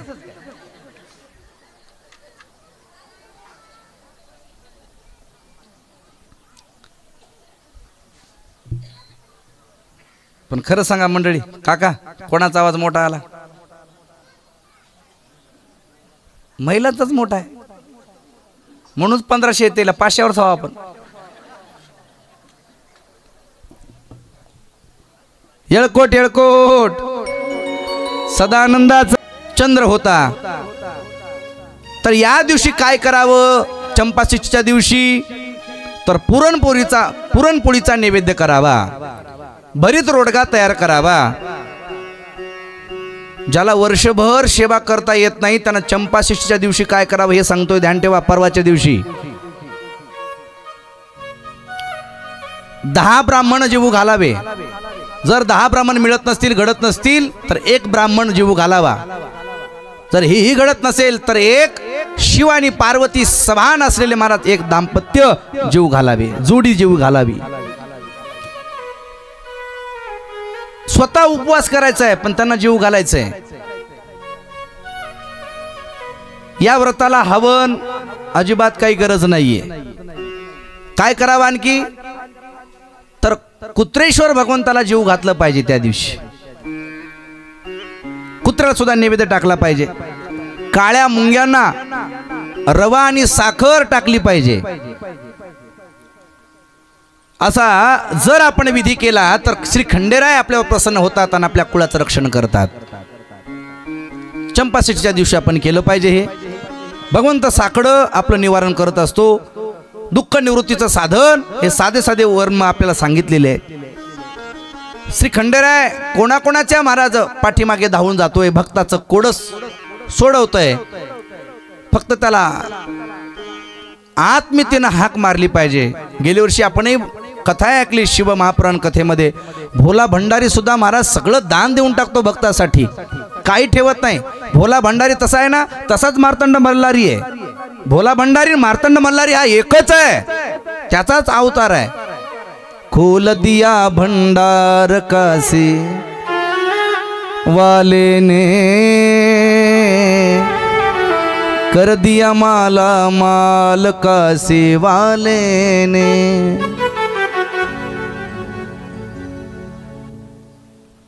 स्वतःचं राज्य देऊन टाकतो, स्वतःचं राज्य देऊन टाकतो. गेलो वर्षी आपण कथा ऐकली. एवढा भोळा एवढा भोळा आहे, स्वतःचं घर देऊन टाकलं का नाही त्यानं? कोणाला देऊन टाकलं? कोणाला देऊन टाकलं? एकदा सगळ्या माता भगिनी अशाच बसल्या होत्या, जशा तोंडचिरच्या बसल्यात ना, अशा सगळ्या एकमेकीला बोलत बोलत बसल्या होत्या. तेव्हा मध्ये लक्ष्मी माता म्हणाली, अगं तुझ्या घरी काय, माझ्या घरी काय. माता भगिनीचं दुसरं काय बोलणं असते, कुठे जाऊ दे एकच बोलणं असते, तुझ्या घरी हे माझ्या घरी ते नाही, आहे का नाही? बघा तुम्ही आता कथेला बसल्यात नाही, एवढे सगळे समाज बसलेत, एकच बाई आता यावं आणि ती अशी फक्त चल जावं तिकडं पलीकडे. सगळ्या जणी तिकडेच बघतात आणि काहीच बघत नाही. गावातली असती ओळख असती, माहीत आहे आता पाठीमागं जाऊन बसणार ही माहीत आहे, फक्त तिच्याकडे बघायचं असते. काहीच नाही बघून मनात एकच विचार येते, महाराज काय सांगायला हे विचारच येईना. तिची साडी बघून एकच विचार, तिची 1700ची असेल आणि माझी 2500ची असेल, माझी 700ची असेल, मग तिची 300ची असेल, याच्याशिवाय दुसरं काही नाही. कानात तिचं येळी काय ते कोणतं म्हणतात सोन्यासारखं दिसणारं काय ना बँटेक्स त्याचा असेल, हेच विचार, दुसरं काहीच नाही. आणि बसत्या ठिकाणी काय बोलतात, काहीच बोलत नाही. माय तुझ्या घरी येईन, माझ्या घरी ती येईन, माझ्या घरी येईन, माझ्या घरी ती, दुसरं काही नाही. माय तू किती माळ जप केलीस, तू देवाची पूजा किती केली, हे कोणी विचारत नाही. मला लक्ष्मी बोलली, अगं पार्वती तुझ्या घरी काय काय म्हणे. पार्वती मातेने सांगितलं माझ्या घरी असं असं आहे, तसं तसं आहे, वर्णन करायला लागली. तेवढ्यामध्ये महाराज लक्ष्मी माता म्हणाली, पार्वती काय इथं मोठेपणा सांगतेस, आम्हाला माहित नाही का तुझ्या घरी काय आहे. अगं तुझ्या घरी काय आहे हे सांग, सगळ्या जगाला दिसतंय म्हणे. तुला राहण्यासाठी घर नाहीये, बाकीचं दे सोडून. तुझ्या मालकाला लावायला पावडर मिळत नाही म्हणून तस भस्म धारण करतो, सोन्याच्या माळा मिळत नाही त्याला म्हणून साप गुंडाळतो, रुद्राक्षाच्या माळा धारण करतो. पार्वती माताला राग आला. पार्वती माता घरी आली. पार्वती माता घरी आलेला डायरेक्ट शिवजींच्या समोर जाऊन बसली. शिवजींना कळालं समोर बसली त्या अर्थी हिला काहीतरी मागायचंय म्हणून सांगायचं. आणि इथल्या शंकरांना सुद्धा ओळखून घ्यायचं, इथं बसले शंकर हो, इथल्या सगट घरी जेवायला बसलात आपण आणि आपल्या पुढं पार्वती बसली जेवाय वाढताना, काका समजून जायचं हिला काहीतरी पाहिजे. शंकरा तर जवळ आली, तिच्याशिवाय ती जवळ बसतच नाही. एरवी आवाज देत वाडा येत नाहीत महाराज. काय पाहिजे पार्वतीने सांगितलं, काय नाही, लक्ष्मी माता मला बोलते टोचून आपल्याला घर नाही, मला काही माहिती नाही, मला घर पाहिजे, मला दुसरं काय माहिती नाही, माझं मला हक्काचं घर पाहिजे. 2 रूमचं का असणार पण माझं मला पाहिजे. सासू सासरे जमणार म्हणा नाही, म्हणा नाही. कमाल आहे तुमची. सांगते तुम्हा वेगळं निघा आणि वेगळं निघून संसार बघा, आहे अशी नव्हती. तिनं सांगितलं माझं मला घर पाहिजे. शंकरजी म्हटले अगं देश जाऊ दे सोडून, ते घरन बंगलान गाडीन याच्यामध्ये माझं मन रमत नाही. हे कैलास पर्वत किती शिखर सुंदर आहे, करू तपस्या मै पर्वत पर, असंच निवांत भजन करतो म्हणे. पण पार्वती मातेचा हट्ट, कारण का स्त्री हट्ट आहे, राज हट्ट, बाल हट्ट, स्त्री हट्ट. पार्वतीने सांगितलं मला घर पाहिजे म्हणजे पाहिजे, आणि असं घर पाहिजे आपल्या घरासारखी गॅलरी कोणत्याच घराला नसली पाहिजे, आपल्या घरासारखी सीडी कोणत्याच घराला नसली पाहिजे, आपल्या घरामध्ये लाइटिंग जी आहे कोणत्याच घराला नाही लागली पाहिजे, आणि असं घर पाहिजे आतापर्यंत जसं घर कोणीच नाही बांधलं असं नवीन घर पाहिजे, बिना सिमटाचं बिना विटाचं, संध्याकाळी जरी प्रकाश पडा चंद्राचा तरी सुद्धा चमचमासी नगरी चमकली पाहिजे, असं मला घर पाहिजे, आणि ते घर म्हणजे सोन्याचं पाहिजे. पार्वती बोली भोले से, पार्वती बोली भोले से ऐसा महल बना देना, कोई भी देखे तो ये बोले क्या कहना भाई क्या कहना, कोई भी बोले तो ये बोले क्या कहना भाई क्या कहना, कोई भी देखे तो ये बोले क्या कहना भाई क्या कहना, कोई भी देखे तो ये बोले क्या कहना।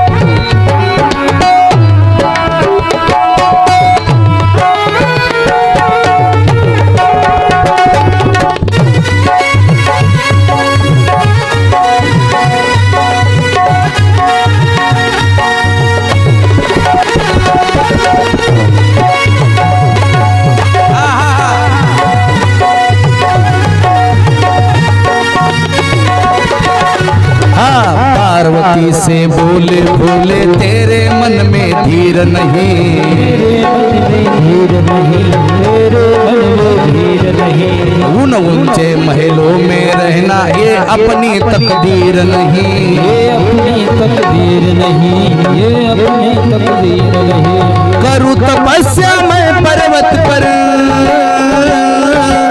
करूँ तपस्या मैं पर्वत पर, करूँ तपस्या मैं पर्वत पर, हमें महल का क्या करना, कोई भी देखे तो ये बोले क्या कहना भाई क्या कहना, कोई भी देखे तो ये बोले क्या कहना भाई क्या कहना, कोई देखे तो ये बोले क्या कहना भाई क्या कहना।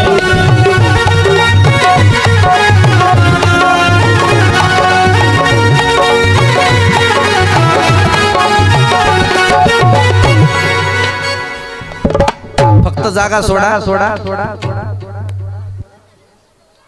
आणि इकडे बघा, आता तुम्ही इकडे बघा, आताच येत नाही ते, मी यामल्याशिवाय काही तुम्ही ताणच घेऊ नका. तयार झालेत का? आणखी काय मला सांगितलं नाही ना, कसं काय वाटत? डिगू भाऊ तयार झालेत काय? आता जेवू नका म्हणा, थांबा थोडं म्हणा. ते तयार झाले की आम्हाला सांगा, आम्ही वराड. एवढी भोळी देवता आहे, पण तुम्ही त्याच्यासाठी जर काही केलात तर ती भोळी देवता आहे, पण त्याच्या विरोधात तुम्ही काही केलात तर तुमच्यासाठी सुद्धा ती महाराज कर्दन काळ ठरते. ध्यान ठेवा, जेवढी भोळी आहे तेवढी सुद्धा महाराज गरम आहे, तेवढाच क्रोध येतो त्यांना, त्यांच्या मनाविरोध काही जमत नाही. महाराज पौराणिक कथा सांगतात, गोकुळामध्ये भगवान श्रीकृष्ण रांगत असताना एकदा बालवेशामध्ये भगवान श्रीकृष्ण यशोदेच्या जवळ गेले. यशोदा मातेला म्हणाले, यशोदे मैया भूक लागली ग, दही दूध मला दे. यशोदेने सांगितलं, भगवंता लल्ला, अरे श्री खंडेराला आधी प्रसाद देऊ दे. खिरीचा प्रसाद केलेला आहे, बासुंदी केलेली आहे, नवीन गाईचं दूध आहे, पहिल्यांदा देवाला अर्पण करू दे, मग मी तुला खायला देते. भगवंताला भूक लागली होती. भगवंत म्हणायला लागले, आई मी इथं देव आहे पण मला देत नाही, श्रीखंडेऱ्यासाठी तू काढून ठेवतोस ना. देवाऱ्याजवळ गेले महाराज, देवाऱ्यातले देव घेतले. तो श्री खंडेरायाचा टाक होता, ते काही देव होते ते घेतले ना असे बांधून महाराज ठेवले. सगळे देव एका ठिकाणी बांधून ठेवले.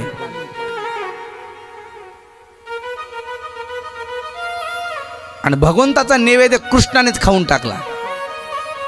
श्री खंडेरायाला राग आला. श्री खंडेराय म्हणायला लागले, देवा तू मला बांधून ठेवतोयस ना. रात्र झाली, रात्रमध्ये महाराज श्री कृष्णाची मान दुखायला लागली. मानच वाकडी झाली, सरळच होत नाही. मान वाकडी होऊन बसली, सरळच होत नाही. सकाळी उठला, मम्मी मम्मी म्हणलं नाही त्यानं, कळण्याकरता सांगतो, आई मैया काय झालं कृष्णा. अगं माझी मान वाकडी झाली, सरळ होत नाहीये. खूप सायास केले पण मान काही सरळ होत नाही महाराज. मग मात्र यशोदा मातेला कळालं. देवाऱ्याजवळ गेले, बघितलं तर काय सगळे देव बांधून ठेवले होते याने. श्री खंडोबा सुद्धा महाराज असा बांधून ठेवला होता. मग मात्र कुलस्वामी खंडेरायाकडे पाहिलं. यशोदा मातेने दोन्ही हात जोडले, बांधलेले महाराज गाठ सोडली. श्री खंडेरायाची पूजा केली, दोन्ही हात जोडून विनंती केली, श्री खंडेराया माझ्या लेकराकडून काय चुकलं असेल तर क्षमा असावी, पण माझ्या लेकराची मान सरळ होऊ दे, दुखू देऊ नको, वाकडी मान सरळ कर. आणि मग मात्र महाराज यशोदा मैयाने साकडं घातलं, प्रणाम केला, पूजा केली, नैवेद्य अर्पण केला. त्यावेळेस भगवान श्रीकृष्णाची मान सरळ झाली. एकदा तर असं झालं म्हणे, मी माझ्या पदरात सांगत नाही बरं, इथं कथेमध्ये आलेलं आहे. एकदा तर असं झालं म्हणे, भगवान श्रीकृष्णाने जेवायला मागितलं. यशोदा मैया म्हणते, कृष्णा आज चंपाषष्ठी उत्सव आहे, आज भरीत रोडगा मी केलाय, पण मी तुला खाला देणार नाही. पहिल्यांदा श्री खंडेरायाला नैवेद्य अर्पण करू दे भरीत रोडग्याचा, मग मी तुला देते. मैया काय हरकत नाही म्हणे, पण भूक लागली होती. मैया पूजेची तयारी करत होती, तेवढ्यामध्ये भरीत रोडगा यांनी नैवेद्य आधीच खाऊन टाकला. श्रीकृष्णाने आधीच खाऊन टाकला. श्री खंडेरायाला बोलायला लागला, तुझ्यामुळे मला उपाशी राहावं लागतं. श्री खंडेरायाला राग आला. श्री खंडेरायाने महाराज जवळच भंडारा आपला होता ना, तो भंडारा त्याच्या अंगावर टाकला. भगवान श्रीकृष्णाला श्री खंडेरायानं कुत्रा बनवलं. सगळ्या गोकुळामध्ये चर्चा, कृष्ण नाही कृष्ण नाही, पूजा झाली पण कृष्ण नाही कृष्ण नाही. यशोदा माया सगळ्या म्हणायला लागली, अहो माझा कृष्ण देखीला काय, कोणी बघितलं का माझं बाळ, बघितलं का माझं बाळ. आणि भगवान यांच्या पायामध्ये फिरायला लागले कुत्र्या वेशामध्ये. नंदराज म्हणायला लागले, काय करा कृष्ण दिसत नाही, काय करा कृष्ण दिसत नाही.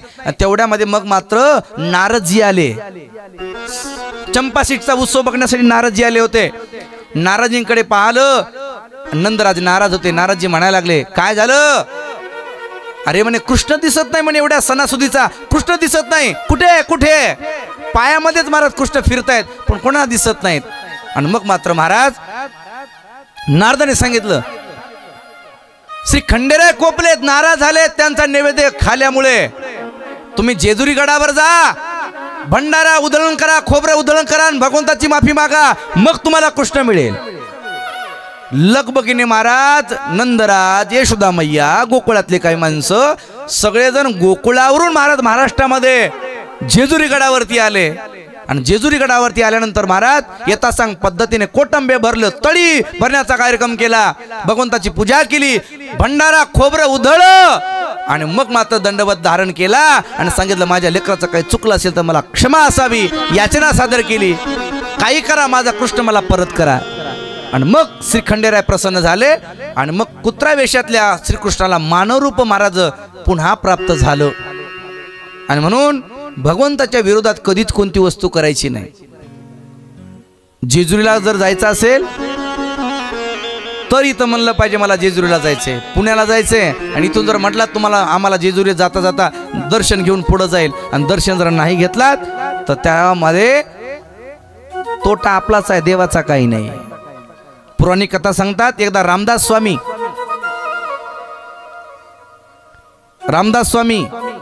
चिंचवडला गेले. चिंचवड या ठिकाणी मोर्या गोसावी राहत होते, त्यांची भेट घेतली आणि निघाले सज्जनगडाकडे. लवथळेश्वर असे महादेव आहेत, त्या महादेवाचं दर्शन घेतलं. लवथळेश्वर महादेव तिथे आहे जेजुरीमध्ये. बरं, लवथळेश्वर असं नाव का पडलं महादेवाचं, याचं नाव कारण आहे, लव नावाचा महाराज एक भक्त आहे, त्यानं शिवाची भक्ती केली आणि त्याच्यासाठी भगवंत प्रकट झाले, ते म्हणजे लवथळेश्वर भगवान. दर्शन घेतलं आणि पुढे निघाले. श्री खंडेरायाला वाटलं माझं न दर्शन घेता पुढं चालेत स्वामीजी. पुढे गेले महाराज, मल्हार तीर्थापर्यंत गेले, पण पाठीमागून घोड्यांच्या टापाचा आवाज यायला लागला. कोण माझ्या पाठीमागं येते म्हणून पाठीमागं फिरून बघितलं तर काय, छत्रपती शिवाजी महाराज घोड्यावरती स्वार आहेत, सैन्य सोबत आहे. आणि छत्रपती शिवाजी महाराज म्हणायला लागले, स्वामीजी चला मी पण चाललोय. अहो सज्जनगडाकडे जायचंय पण मला वेळ होतोय. म्हणे घोड्यावरती बसा, घोडा आहे, आपण लगेच जाऊ, गडावरती दर्शन घेऊन मग जाऊ पुढं. स्वामीजींना मान्य झालं. स्वामीजी घोड्यावरती बसले, गडावरती आले. गडावरती आले, गणपती दर्शन घेतलं, मल्लासुराला पाहिलं, पुढे गेले. विजयी मारुती आहे तिथे, मारुती दर्शन घेतलं. ते रामदास स्वामींनी महाराज मूर्ती स्थापन केलेली आहे. पुढे गेले, गर्भगृहात गेले, शिवलिंगाचं दर्शन घेतलं, माळसा कांताचं दर्शन घेतलं.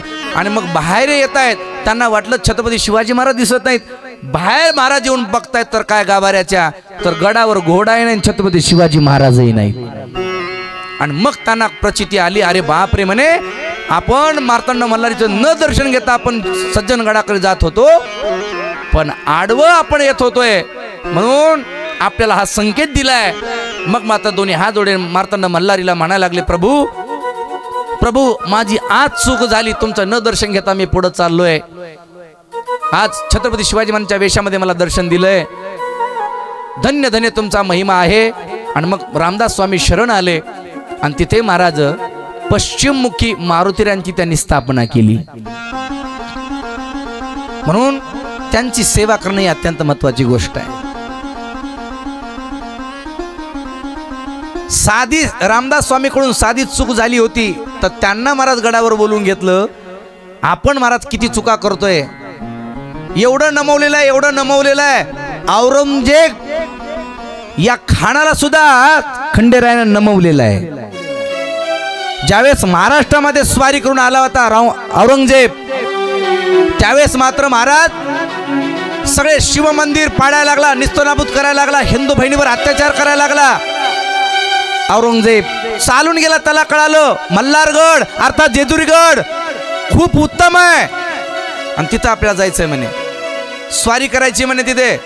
कुठं कुठं मल्हारगडावर स्वारी करायची. कोण ठरवलं? मी. कोण ठरवलं? औरंगजेब. निघाला, चालून निघाला, मोठं देवस्थान आहे म्हणे, पाडायचं म्हणे. पण महाराज उंच गडा, सैनिक आहेत, प्रधान आहेत, यशवंतराव आहेत, किल्लेदार त्या काळचे होते, त्यांनी महाराज रक्षण केलं जेजुरी गडाचं. वर चढता येत नाही, येता काय करावं. मग त्यांनी अशी युक्ती केली, गडाला त्यांनी महाराज खालून छिद्र पाडायला सुरुवात केली. त्यांचं म्हणत छिद्र पाडावे मग वर चढावं, नाहीतर ढासळावा हा गड. पण भोलेनाथ भंडारी आहेत, ते पुरातन ठिकाण, स्वयंभू ठिकाण आहे. आणि मग मात्र महाराज छिद्र पाडत असताना त्या छिद्रातून जे छिद्र केले होते त्या छिद्रातून महाराज भुंगे बाहेर यायला लागले. एवढे भुंगे, एवढे भुंगे, एवढे भुंगे. त्या भुंग्यांनी महाराज सगळ्या सैनिकाला चावा घेतला आणि औरंगजेबाचं सगळं सैन्य पळून गेलं.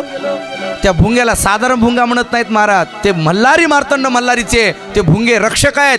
सैन्य 7 कोटी सैन्य भुंग्याच्या वेशामध्ये प्रकट झालं आणि सगळ्या यवनाला महाराज चावून बस परत केले. औरंगजेबाला वाटलं एवढे मंदिर पाळले पण कुठंच काही झालं नाही. श्री खंडेराय चमत्कार करतायत. पाडा आला होता जेजुरी गड, पण त्या जेजुरी गडासाठी 1 लाख रुपये वर्गणी देऊन गेलेला हा खान आहे. कुठंच आतापर्यंत त्यानं दान धर्म केला नाही, पण त्या खानाला सुद्धा नमवण्याचं काम कोणी केलं असेल ते म्हणजे मार्तंड मल्हारी, ते म्हणजे खंडेराय, ते म्हणजे जेजुरीचे खंडेराय आहे. म्हणून त्याची आपण सेवा करायची आहे. एवढा माझा भगवंत आहे. माळसा राणी आहे, सारीपाट खेळला, अनेक क्रीडा आहेत. आपल्याकडे वेळ कमी आहे, पुढचे कार्यक्रम आपल्याला करायचे, लग्नही आपल्याला पाहिजे. आपण खूप कथा ऐकल्या आहेत, पण टी व्हीमध्ये जेवढ्या कथा दाखवतात तेवढ्या पुराणामध्ये कथा नाहीत. बरं, ते तेल मीठ मिरचू लावून सांगतात, तेवढं त्यांना चित्रीकरण करायचं असतं, पण तेवढं पुराणामध्ये येत नाही, ध्यान ठेवा.